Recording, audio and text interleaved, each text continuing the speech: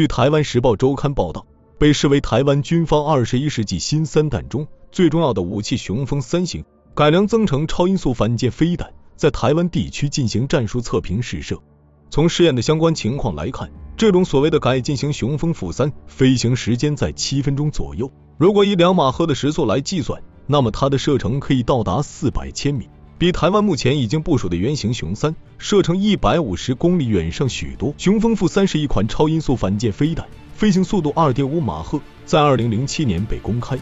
台湾曾花费118亿新台币26亿人民币购买120枚雄风负3，因此粗略估算，该飞弹的单发造价约2100万人民币。目前该飞弹部署在多款护卫舰上。按照公开的信息，现有的雄风负3型升级之后，新款的雄风负3型战斗部也将从120 kg 提升到200千克，而提升生存能力的技术途径目前尚未公开。其实台湾中科院已经不是第一次研制雄风负3的增程型了，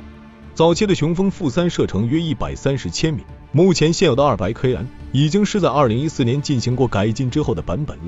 而根据中科院目前研究来看，那么雄风负3增程提升从技术上是怎么实现的呢？目前超音速飞弹增程的方法不多，一是在原有设计不变的情况下把飞弹放大，这样燃料体积增加，射程也会增加；二就是减小战斗部，增加燃料体积增加；三就是燃料不变，但增强冲压发动机的效能，让发动机减小燃料消耗，间接的实现飞弹增程。四就是改变飞弹的作用弹道。一般而言，反舰飞弹可采用掠海弹道和高空弹道两种方式。掠海弹道不易被发现，能有效的降低别侦测的可能，如俄罗斯的 P-15 民和反舰飞弹；而高空弹道能降低空气阻力，增加射程，如解放军的东风负 21D。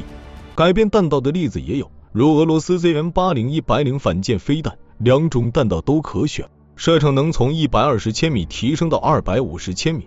但目前来看，每种方式也都有本身的缺陷，飞弹放大会影响飞弹的整体结构和飞行稳定性，必须对整体设计进行修改。减小战斗部显然是不利于作战的，雄风负3应当不会采纳。增加冲压发动机效能在技术上很有挑战性，而且成本很大，耗时费力，等真的拿出成果，恐怕雄风负3都落后了。而改变弹道的缺点就很明显了，大型护卫舰的高空搜索雷达很容易就能发现高空巡航的飞弹，因此从技术上说，雄风负3增程应当采用的整体放大的方法，这种方法最简单也最快，同时也能够从中科院公布的要增加战斗部的重量来得到佐证。毕竟其他方式因为不太符合作战需求，都不是最好的，而整体放大之后也只是需要改一改气动外形就行了。从这点来看，雄风负3增程版本整体性能会有很大的提升。实际上，台湾军方早在2004年11月和12月就已先后2次在台湾东南部屏东县的九鹏飞弹试验场试射了雄风负3型飞弹。试验包括飞行控制、超音速自由飞行、轨迹俯冲、模拟攻舰和掠海飞行等科目，还在东部海域进行了绕圈飞行，并在海平面上模拟进攻地点地貌和障碍物，结果都顺利的命中目标。尽管雄风负3飞弹还存在着火控等方面问题，但雄风负3飞弹的加速研制与升级不久后的装备将会威力更大。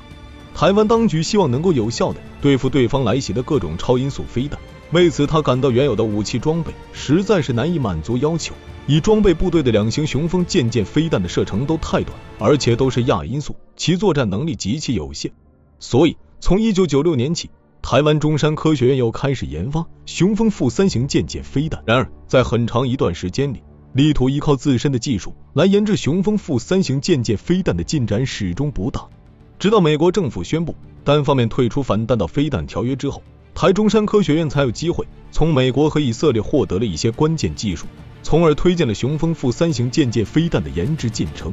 雄风负3型飞弹的速度能达到 2.5 马赫，射程达到数百千米，其中选用冲压式发动机起到了关键作用。为了选择一型合适的冲压式发动机，台湾军方可谓煞费苦心，逐一对比了多种冲压发动机。第一种是液体燃料冲压火箭发动机，这种发动机历史悠久，技术成熟，但存在液体燃料流量调节系统结构复杂，大弓角飞行时容易熄火等不足。第二种是固体火箭冲压火箭发动机，这种发动机的贫氧固体燃料经预燃气化生成复燃燃烧产物，排入冲压燃烧室，与从进气道引入的空气混合补燃，二次燃烧产物从喷管排出，产生较强的推力。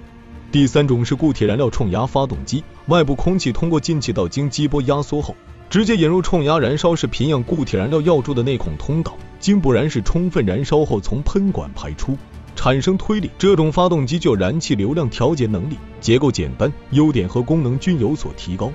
显然，雄风负3型飞弹的试射成功，使得台海军急于尽早将其装配到成功级护卫舰、康定级护卫舰以及即将购入的基德级驱逐舰之上。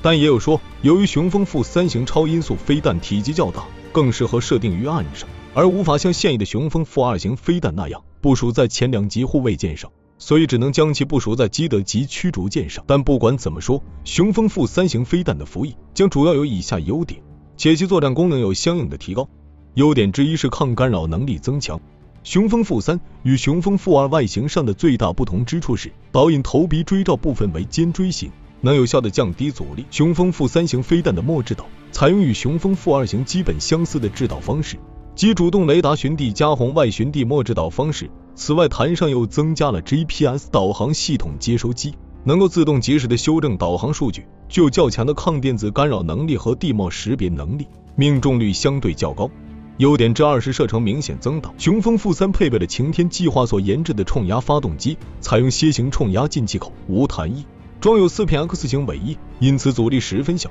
其弹体比雄风负2长，增加了燃油量，因而最大射程增加到500千米以上。优点之3是能够快速发射，同时准确击中较小目标如渔船等，同时做到中而不沉，并且飞弹内置程度精确控制，没有越过分界线，其科技含量可谓高矣。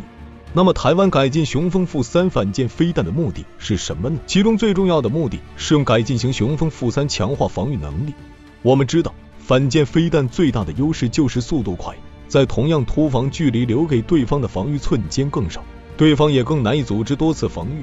但是随着机载预警雷达和对海搜索雷达探测能力的提高，这种优势在海洋上受到了挑战。前面说过，为了降低阻力，超音速反舰飞弹很难便用像亚音速飞弹那样的隐身外形，加上体积又大，因此只要对方具备空中预警能力和协同交战能力，超音速反舰飞弹的攻击效能就会大幅度下降。不过如果将超音速反舰飞弹用作海岸防御武器，那么情况就会大不一样。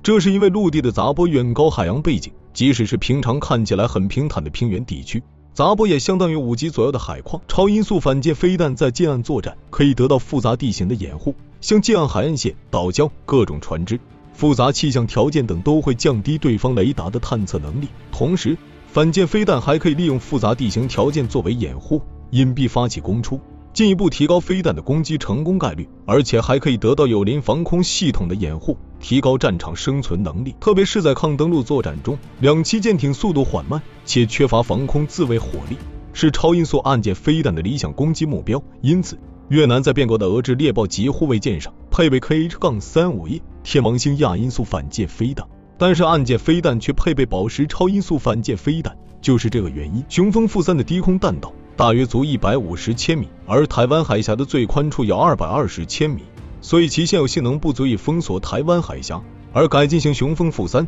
将低空射程提高到200千米以后，可以对台湾海峡形成全市火力覆盖。由于2栖舰艇速度较慢，航渡整个海峡需要较长的时间，因此如何防御雄风负3这样的超音速反舰飞弹就是个严峻的问题。而且改进型雄风负3还可以利用沿岛道路进行机动部署，形成快速打击能力，利用打了就走的战术，提高攻击突然性和成功概率。改进型雄风负3还可以得到岛上部署的天弓、爱国者之类先进防空飞弹的掩护，提高系统的生存能力。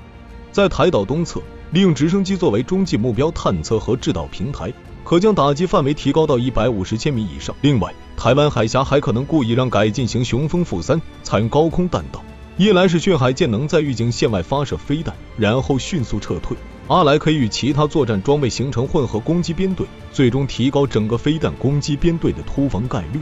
总之，雄风负3型飞弹升级能发挥出很大的威慑作用，增强其先发制人的反击作战能力。尊严只在剑锋之上，真理只在大炮射程之内。我们下期见。